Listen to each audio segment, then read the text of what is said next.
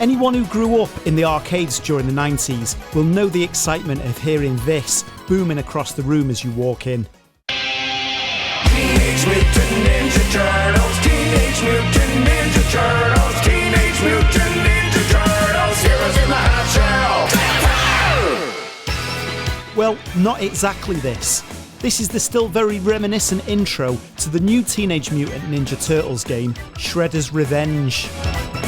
I loved the Turtles cartoons growing up, and obviously the arcade game and its home port on the Super Nintendo. So I was super excited to hear that there was going to be a spiritual sequel released over 30 years later. Shredder's Revenge is made by an indie developer from Canada, Tribute Games, who were also responsible for the Scott Pilgrim vs. the World beat-em-up game, so we have good reason to be optimistic here. Shredder's Revenge, like its predecessor, is an arcade-style, side-scrolling beat-em-up, but this time the game's more fleshed out with more replayability as a home console game. It has two main modes, arcade and story. The arcade mode is pretty self-explanatory really. Select one of the four turtles, April or Splinter, then battle through each level consecutively with a limited number of lives. This mode in itself is a lot bigger than a traditional arcade game. They usually have about 5 or 6 levels in this type of game, but Shredder's Revenge has a total of 16, taking well over 2 hours to beat in one play session. The story mode adds more replayability, with each level being selectable and replayable from an overworld map, and each playable character gains XP in order to level up, increasing health and special attacks.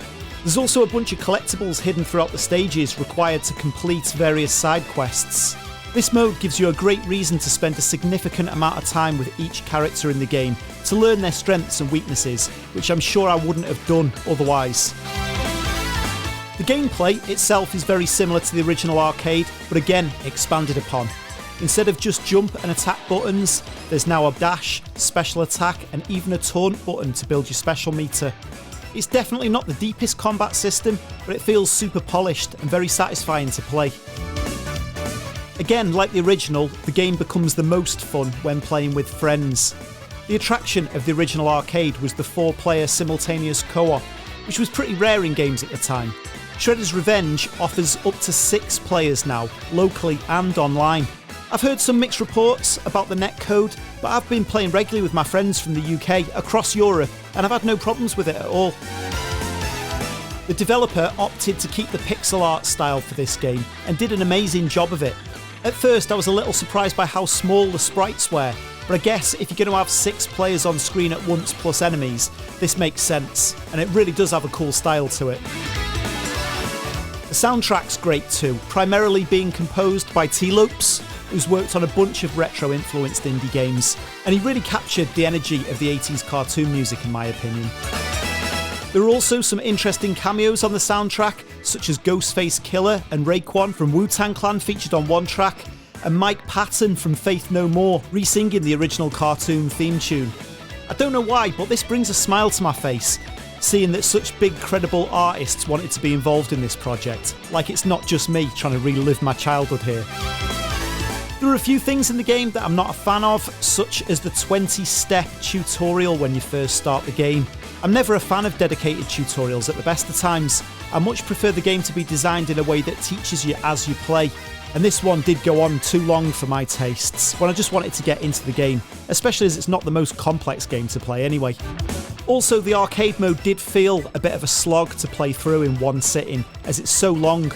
That's more a problem of the repetitive nature of the genre than specific to this game, but I did think that if they kept the arcade mode to say like 6 levels, utilising all 16 levels with multiple paths through the game or something, it would have lended itself much better to shorter playtimes. And they could have still unlocked a marathon mode where you play every level back to back once you've completed it or something. But I'm just picking here really, as all the positives about this game completely eclipse any minor complaints. I had high expectations going in based on my love of the Turtles and the previous work from the developer, but this exceeded even my expectations. If you have any nostalgia for the Turtles, then this is a must-have.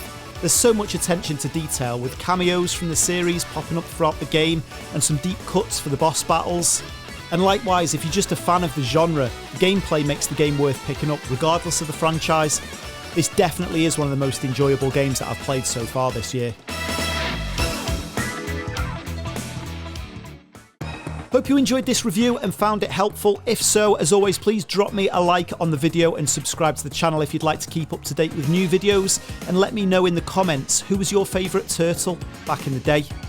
I was always down with Michelangelo, but that doesn't seem to have aged too well now, as everything that I see online, people seem to hate on him for some reason. Anyway, thanks for watching. Until next time, this is Kutski signing out, keeping the games alive. Catch you soon.